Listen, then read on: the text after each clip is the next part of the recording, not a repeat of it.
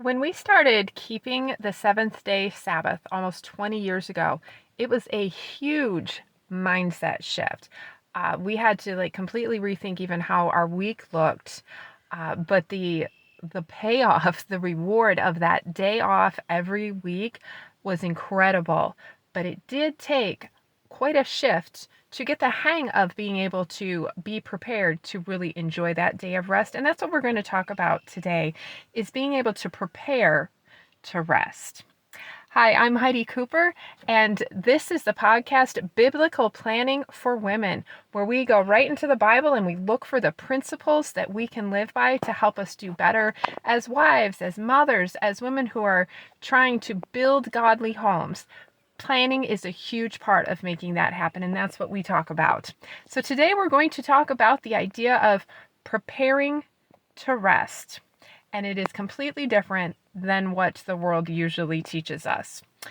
So our family has been keeping the Sabbath for almost 20 years. I think it's been 19 years. And before that, we were going to the Sunday church, doing the Sunday morning, Sunday night, Wednesday night.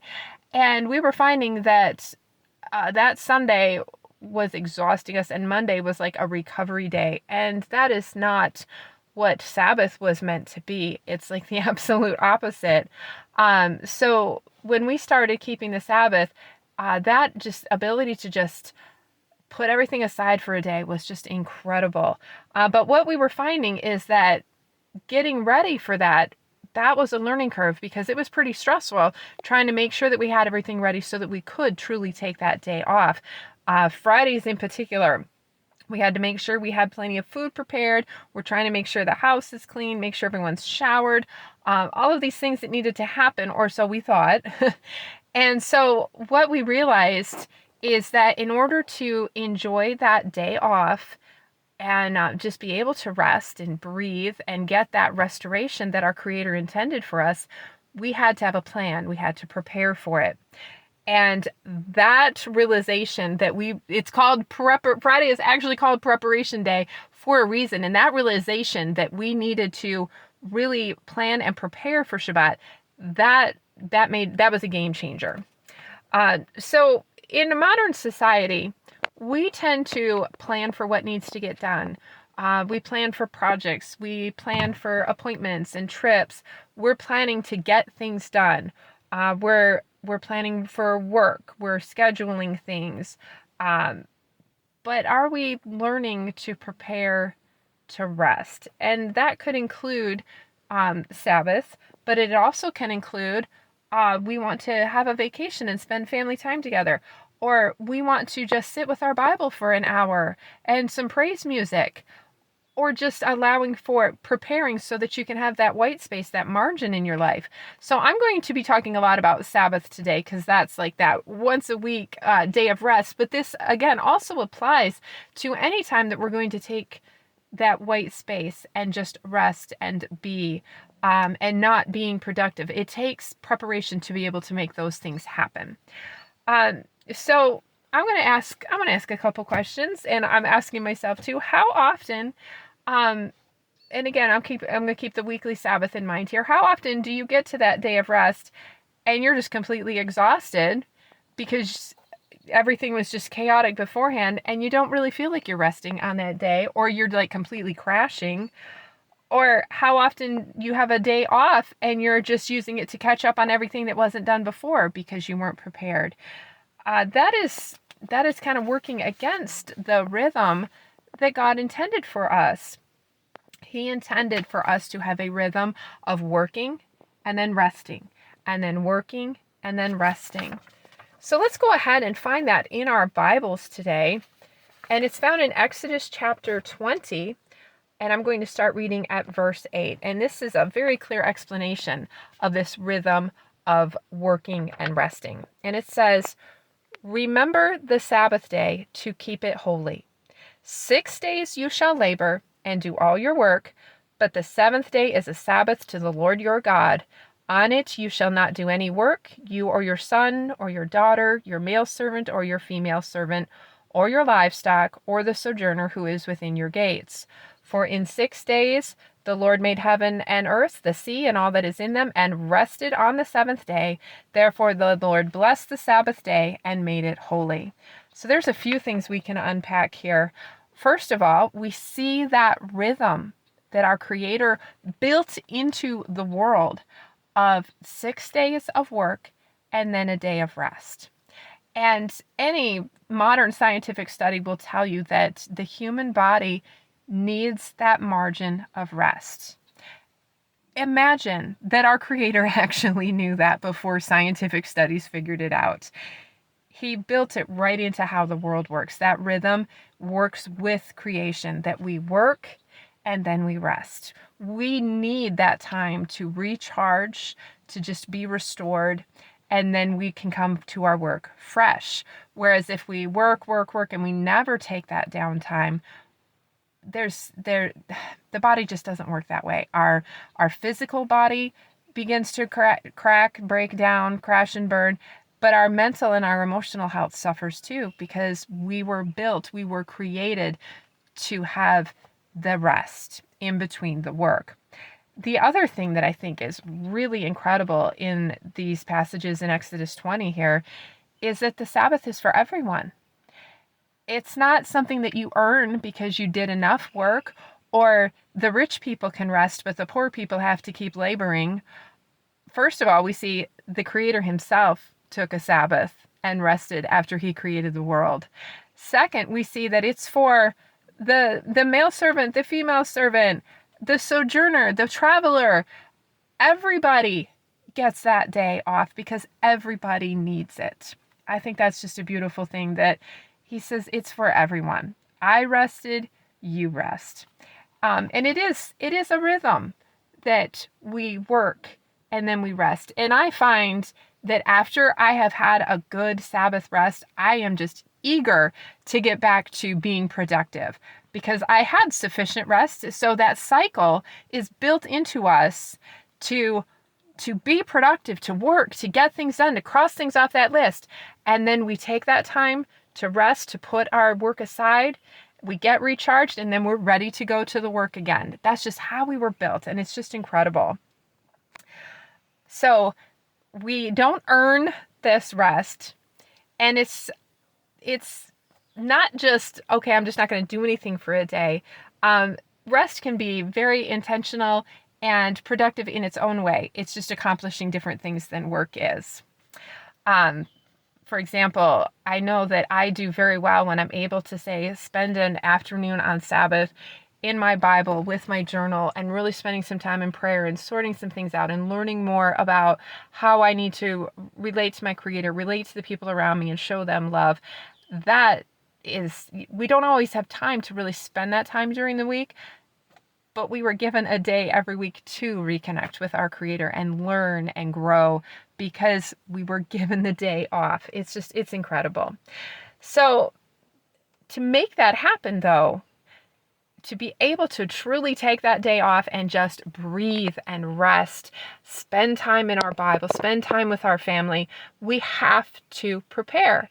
I create a planner and I sell it, but the tagline is actually, if you want to keep Torah, you have to plan for it.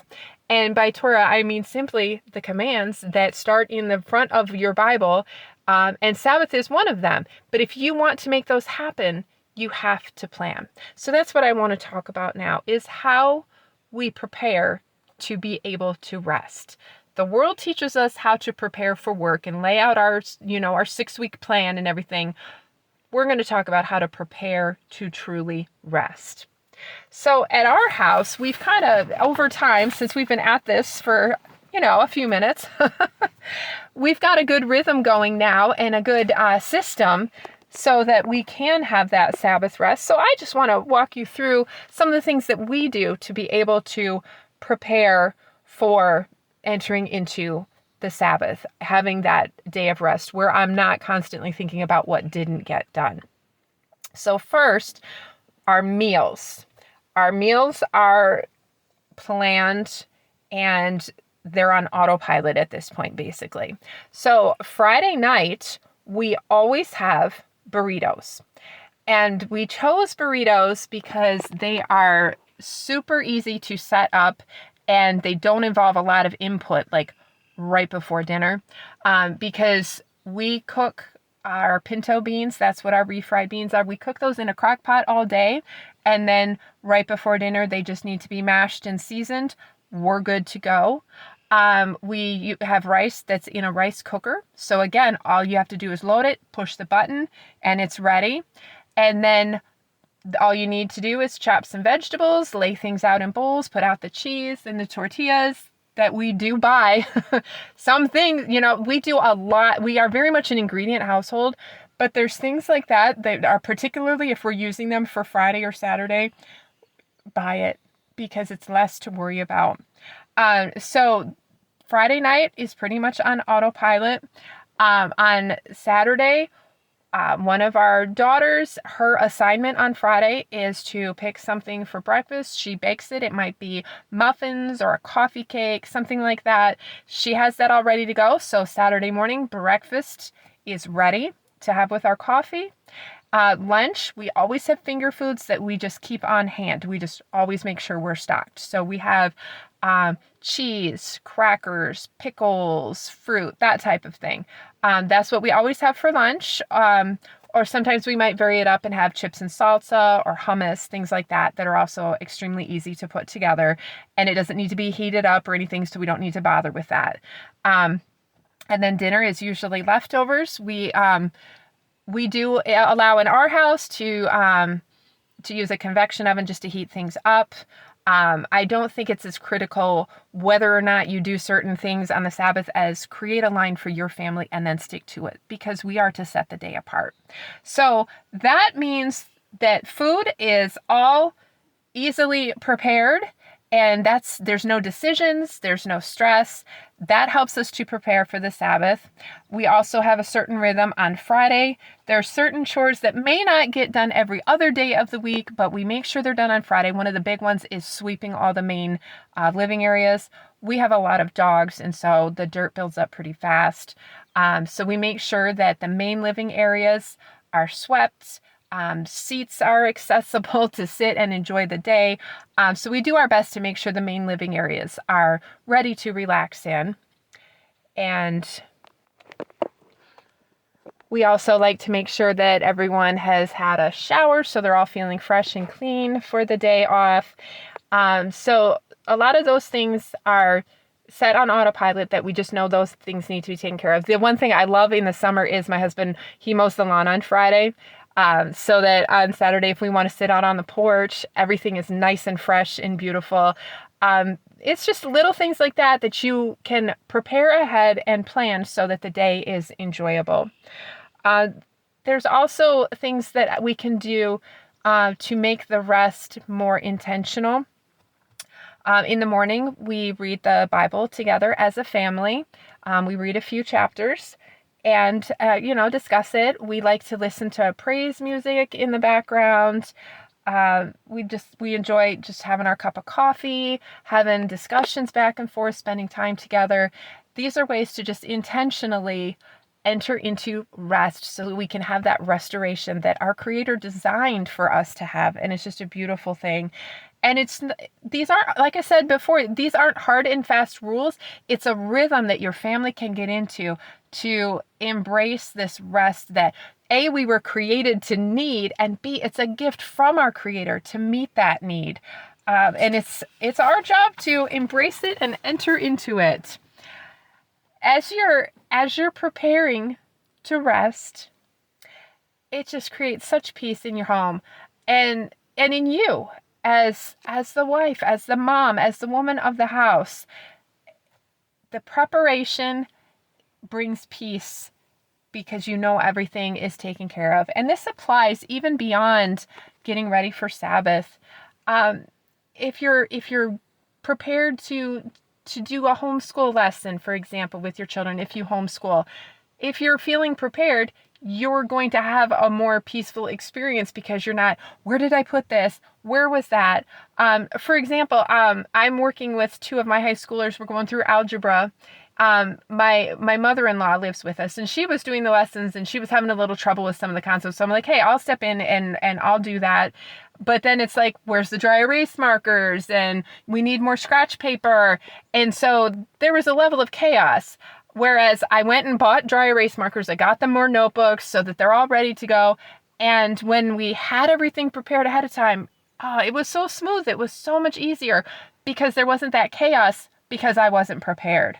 So this applies to dinner time, as we know. The more prepared you are, the easier the mealtime is going to go because you're not going to be, oh, I don't have this ingredient. Now what do? I've already started cooking. When we're preparing for special days, the more prepared you are, the easier the day is going to go. When you have to leave the house and go run errands or go to an appointment, if you've packed some things, if you've made sure you have the right paperwork, whatever it might be, if you've got that prepared ahead of time, it goes easier. You feel more peaceful. So this applies to a lot of life. Just think about what blessing in your life would become more enjoyable if you prepared for it ahead of time. So if it's the Sabbath that you're trying to get the hang of preparing for, or you want to have a nicer homeschool day, or in our family, we're preparing for a wedding. All of these things, think about how much more blessed it would be if you had that peace because you know you're prepared. I know that some of my nightmares I wake up from are literally, I'm back in high school and I go to school and I don't know where my class is. I don't have anything with me. That feeling of being unprepared is very unsettling. So preparation is the key to bring that peace and be able to truly enjoy, whether it be a day of rest or a special event or even a math lesson. It's being prepared. Another thing that we learned as we were learning to keep the Sabbath is that sometimes, even though we try to prepare, we still don't quite make it. We don't quite get everything done that we wanted to. And that's okay too. It really is. And if you can get to a point where you can just go, it's all right, then you can still have that peace knowing that you did what you could. I remember reading a book about the Sabbath many years ago, and just the mindset of it was really helpful. I'll put a link to it in the podcast description. But he was describing the Sabbath. I didn't agree with everything in the book, but this one concept that Friday night would come, the sun would go down, and if there were still dishes in the sink, it was okay to just leave them till Sunday. It was okay. If there was something that didn't get done, it was okay to just let it be and enter that rest. That's part of guarding the Sabbath. And I'd love for you to it'll take you more than a few minutes, but just as you're in your Bible regularly, start looking for the word keep and the word guard, because you're going to find it a lot in Scripture. When we're told to keep commands, to do certain things, it says keep the commands, guard the commands. And what that means is we're protecting them and we are cherishing them. The Sabbath is a gift and we want to guard and protect it. And that means that we're not going to just try to get one more thing done. Let me just squeeze in this one more thing. Oh, I have to have the dishes done or I can't rest. It's learning to just let it go. It can wait. It'll be there when the Sabbath is over. That's an important thing you do your best to prepare, to get those rhythms in place. But if it doesn't all happen, just let it go. It can wait. The Sabbath is that gift and we want to guard it and protect it and enter into that rest. And part of that is just saying, you know what? Those dishes can wait. There's ways to kind of hide and minimize, like just they're in a dishpan out of sight or whatever it might be. But we guard the Sabbath by saying, you know what? Not everything got done, but it's okay. It'll be there on Sunday. All right, so I just have a simple action step for you today as we're talking about preparing to be able to rest, preparing to be able to truly enjoy these special things in our life, getting into that rhythm. I want you to choose one thing that you can prepare ahead of time this week. One example might be to pick a Friday night meal that you can start getting on autopilot, like my burritos. Another possibility might be that you have certain chores assigned for, I would say specifically for Friday, so that responsibilities get shared. For example, if one child knows that they are to sweep the living room, another child knows to give the bathroom a quick check and clean the toilet. If everyone has one or two simple assignments, the workload is shared, and you're more likely to feel prepared at the end that you've done a good job getting things ready. A simple thing you can do is make sure that you know where your Bible is. Maybe you have a YouTube video, teaching video you found that you would like to watch together. Have that ready ahead of time. That's like 5 minutes to make sure you have a Bible, that you maybe have a teaching, or you've got a song playlist you want to listen to. Take 5 minutes and prepare some spiritual food for your family that you can share together. One more idea that would really help is to make sure you have breakfast for Shabbat ready on Friday. That can be the simplest one, is to make a batch of muffins, have them sitting there waiting in the morning. So these are simple, small steps. Just pick one to work on this week, just one to put in place, and see how that helps you to get ready for Shabbat easier. And I want to just close with another verse, and it's found in Psalms 127 and verse 1. Let me go ahead and flip over to that for you. Psalms 127, verse 1. And I think it's actually verse 2 I want to read. It is in vain that you rise up early and go late to rest, eating the bread of anxious toil, for he gives to his beloved sleep. I just want to encourage you this week.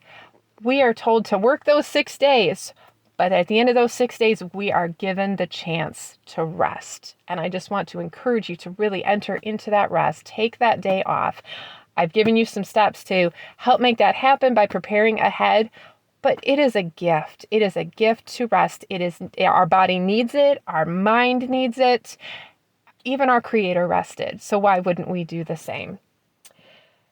So planning is not just for getting more done. We also plan and prepare to rest, to worship, to spend time with our family, to spend time in conversation, and to truly delight in the gifts that God gives us, one of which is that Sabbath that comes every week, and what a delight it is. Okay, if you need more help with planning and you'd like to have something physical in front of you, I have a free ebook that I just want to invite you to download. I will put a link in the description for you. It's got all kinds of tips from my personal trenches to help you on this planning journey, because planning helps us to really make time for what's most important and make sure things aren't slipping through the cracks. So go ahead down in the description and download that free ebook. I know it will be a blessing to you, and I will see you in the next episode. Bye-bye.